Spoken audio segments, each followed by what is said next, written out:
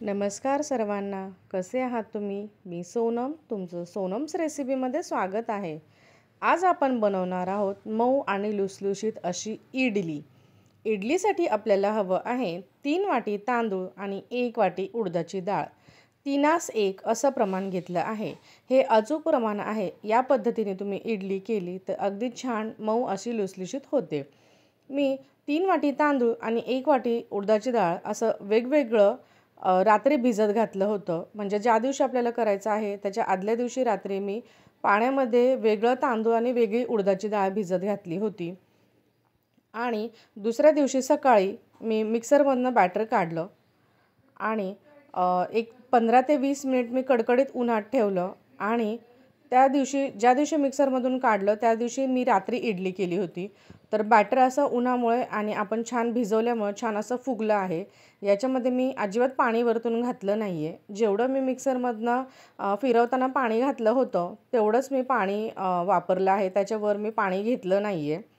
आता या बॅटरमध्ये मी चवीपुरतं मीठ, थोडासा चिमूटभर सोडा आणि 1 पळी किंवा 1 चमचा असं तेल घातलं होतं. तेल घातल्यामुळे आणि सोडा घातल्यामुळे इडली आपली अशी बाहेर जशी मिळते स्पॉन्जी आणि अशी मऊसूद इडली होते, म्हणून मी तेल आणि सोडा घातला होता. आता हे बॅटर छान मी मिक्स करून घेतलं आहे. पाणी मी अजिबात वापरलेलं नाही आहे. तुम्हीसुद्धा पाणी घालू नका. आणि हे बॅटर छान असं मिक्स करून घेतलं आहे. याला पूर्ण 1 दिवस लागतो इडली होण्यासाठी. म्हणजे आदल्या दिवशी रात्री भिजत घालायचं, दुसऱ्या दिवशी मिक्सरमधनं काढायचं आणि रात्री आपण इडली करायची. असा आपल्याला वेळ लागतो. हे बॅटर मी एकजीव करून घेतल्यानंतर मी इडलीच्या पात्राला आता छान असं तेल लावून घेणार आहे. सर्वात प्रथम मी इडलीच्या भांड्यामध्ये पाणी घातलं आणि इडलीच्या भांड्यांना तेल लावून घेतलं. अगदी थोडं थोडं तेल असं लावायचं आहे, म्हणजे आपली इडली खाली अजिबात चिटकत नाही. छान असं स्प्रेड करून घ्यायचं हाताने किंवा तुमच्याकडे ब्रश असेल तर तुम्ही त्यानेही करू शकता. आणि आता ह्याच्यामध्ये मी इडलीचं जे बॅटर केलं होतं ते पळीने घालणार आहे. बॅटर छान टाकून घ्यायचं. असं आपलं जे पात्र आहे ते पूर्ण असं भरलं पाहिजे, ती वाटी. आणि नंतर त्याला खाली जमिनीवर मी 2-3 वेळेला असं टॅप केलं त्याला, म्हणजे जो असं 2-3 वेळेला खाली दोनदा तीनदा असं हलवलं छान असं, म्हणजे त्याला जेणेकरून त्याच्यामध्ये बबल नाही राहिले पाहिजे म्हणून. हे बघू शकता. या प्रकारे तुम्ही टॅप करून घ्यायचं आहे. आणि अशा प्रकारे मी सगळे जे इडलीचे भांडे होते ते भरून घेतले आहे आणि इडलीच्या पात्रामध्ये ठेवले आहे. इडली होण्यासाठी 15 मिनिट असा टाईम लागतो. तर मी सगळे भांडे भरून त्याच्यावर ठेवून दिले आहेत. पात्रामध्ये पाणी घातलं आहे. माझं पात्र मोठं आहे म्हणून मी 1 ग्लासच्या वर पाणी घातलं आहे. तुम्ही तुमच्या पात्रानुसार पाणी घालू शकता. आणि आता इडली होण्यासाठी मी ठेवलं आहे. बरोबर घड्याळाच्या काट्याप्रमाणे 15 मिनिट आपल्याला असं हे ठेवायचं आहे मोठ्या गॅसवर. आणि 15 मिनिट नंतर त्याचं झाकण काढून बघायचं आहे. हे बघा, आपली इडली छान अशी फुगली आहे आणि वरती बॅटर आलेलं आहे.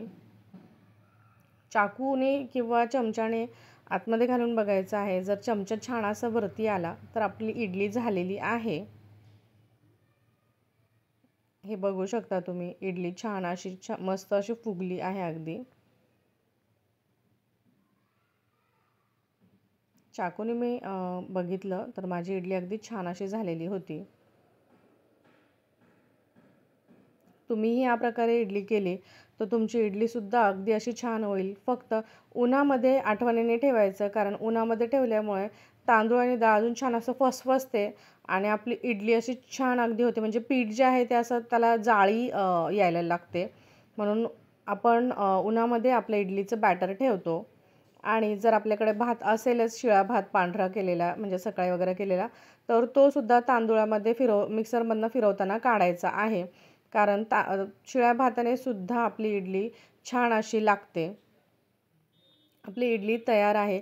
तुम्ही इडलीसोबत चटणी किंवा सांबार करू शकता. तुमच्या आवडीनुसार तुम्ही इडली खाऊ शकता. या प्रकारे इडली तुम्ही बनवून बघा. अगदी पात्राला आपल्या अजिबात चिटकत नाही. हे बघू शकता तुम्ही, इडली आपली अजिबात पात्राला चिटकलेली नाही आहे.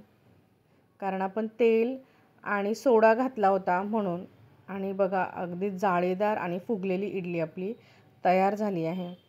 गरम गरम तुम्ही इडली आणि सांबर खाऊ शकता. कशी वाटली तुम्हाला माझी ही इडली आणि सांबरची ही रेसिपी मला नक्की तुम्ही कमेंट करून सांगताल. आणि अशाच नवनवीन रेसिपीजसाठी प्लीज माझ्या चॅनलला तुम्ही लाईक करा, शेअर करा आणि सबस्क्राईब करा. आणि हो, मला नक्की सांगताल तुम्ही इडली केल्यानंतर कशी झाली आहे, कारण अगदी छान मऊ अशी इडली माझी तयार झाली आहे. सो माझ्या चॅनलला प्लीज लाईक करा, शेअर करा आणि सबस्क्राईब करा. थँक्यू.